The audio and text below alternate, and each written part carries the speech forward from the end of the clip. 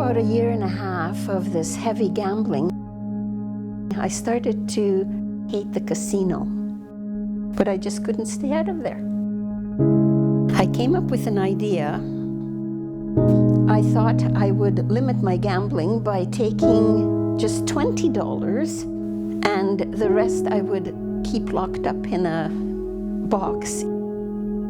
Then I would take that key and lock it up in another box and take that key and use another key to lock that up in a box. 5 boxes in all. Well, the $20 was gone in less than 5 minutes. And then I would run out to the car, and by the time I opened the third box, my hands were already trembling and shaking. I realized I was like a drug addict.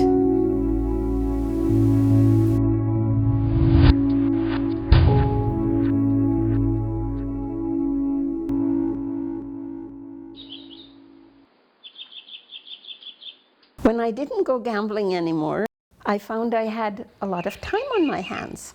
I decided to write a play called Rock Bottom at High Altitude. What? You have no money? Some of the people from my recovery group and the drama club from the high school teamed up and helped put on the production. The play is about a young man who is virtually at the end of his rope, and he wants to figure things out, so he goes for a hike. Brad is a compulsive gambler. He goes up into the mountains to find himself, find some answers to his problems. He falls asleep and he wakes up to find that his friends have paid him a visit. There he is. Brad, wake up. Brian, what the? Caitlin? Trevor? You know how much work it was to find you? Started gambling when I was young. Played poker with my friends, sports, action betting, casinos, lottery tickets, the racetrack.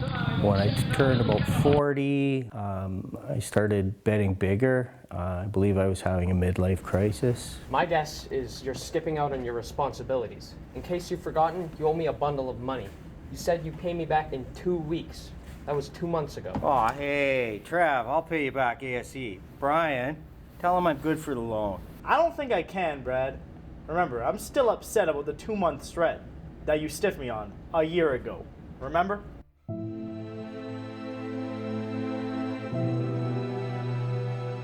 I could not drive by a casino without stopping. One particular time I was going on vacation with my fiance.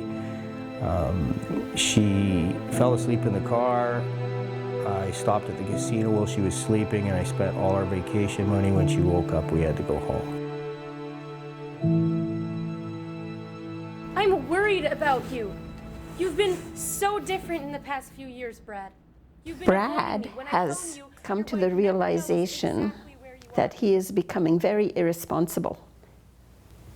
He's got the character defects that is typical of a compulsive gambler. This is how I was. I would lie, cheat, steal, do anything to get money with which to gamble. Bill collectors are calling me. I read for the part of Brad's mother, You mean the part about me not being but my understudy got the part. Calling me. Mom, Dad, what are you guys doing here? When I first started gambling, I gambled responsibly. I only went very rarely. Once I started to lose, though, I couldn't stop going. I had to keep going. I was chasing my losses. So here you are, taking a leisurely hike, are you? Not a care in the world. Do you have any idea of what I'm going through at home?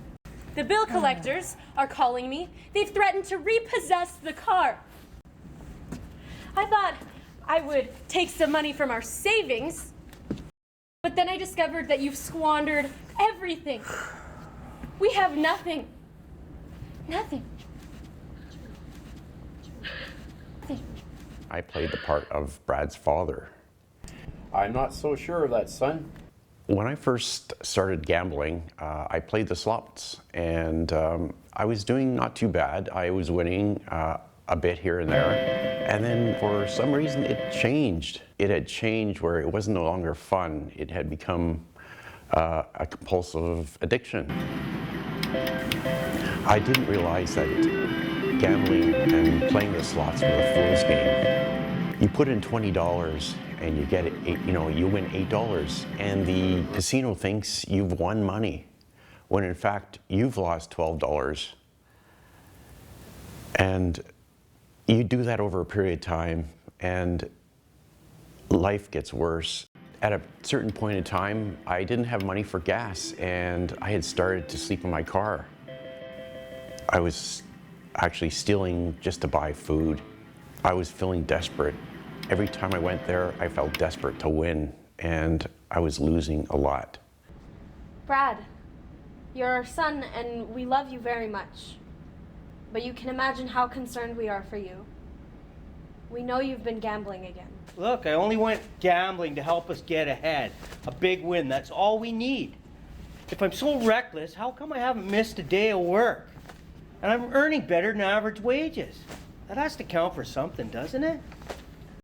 I'm not so sure of that, son. Mr. Whitman? Hello, Brad. It seems that accounting has discovered some irregularities in your department. You have been embezzling money from the company. You are hereby suspended without pay. Good day. I embezzled money from my own company to gamble. I would take $10,000 out at a time. I would lose that. I would go back to the bank, but I'd go to a different teller because I was too embarrassed of what I'd done. It got so bad, I was so far in the hole that I started buying lottery tickets because I figured I'd need about $1 million to break even. And the odds against winning the lottery are about 13 million to 1. So that's how insane I was. Julie, can you do me a big favor? We need a big win. Can you take this numbers I wrote down and buy a lotto ticket when you get home? Can't believe you, Brad. To think you would ask me to gamble for you? Goodbye, Brad. Oh God, what am I gonna do now?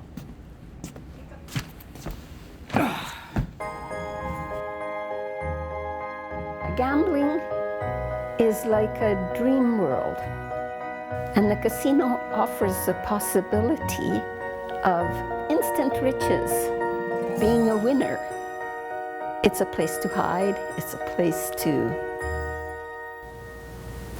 escape. Brad is, at this point, very desperate. Something has to be done. And then the casino girls show up to lure him back to the dream world. Hey, Brad, we miss you at the casino.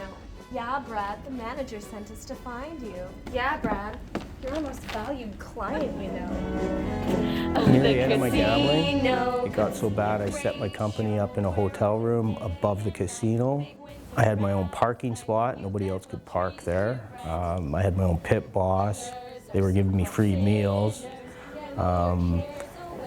The casino definitely did not want me to stop gambling. You're like a big shot with the jackpot. Game sets to the test. Show us that you're the best. In the casino's best. You guys are the greatest. True friends when a guy is down.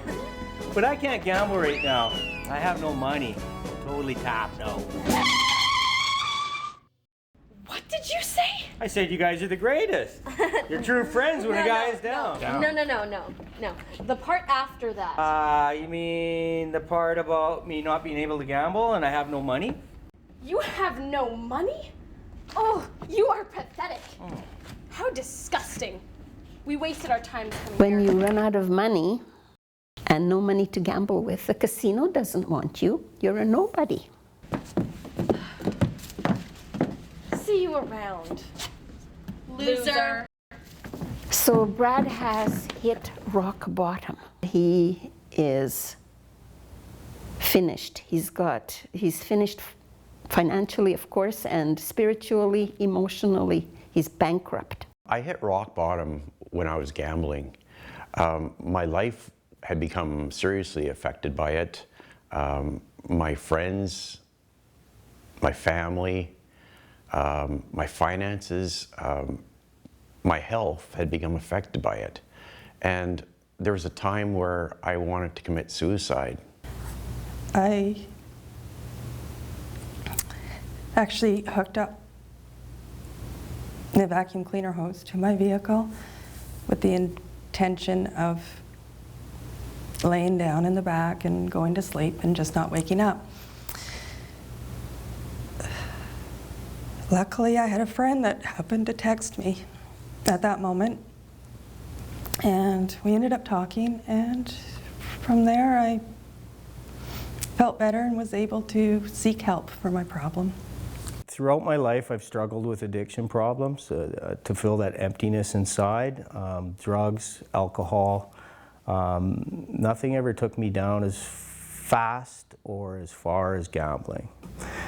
The low point of my gambling career, I'll call it, was my daughter was around 10 years old.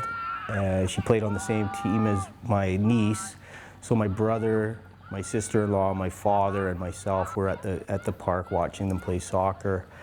I left to go to the casino.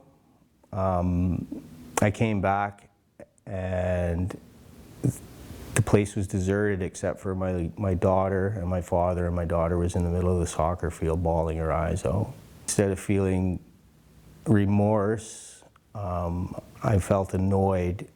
I put her in the car.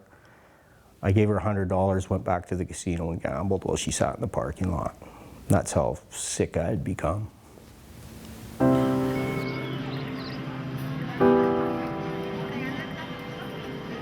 I often believe that it is so pathetic that a person's emotions are ruled by the turn of a card, by the spin of a wheel, or the toss of the dice. That's what happens when you are addicted to gambling. Good.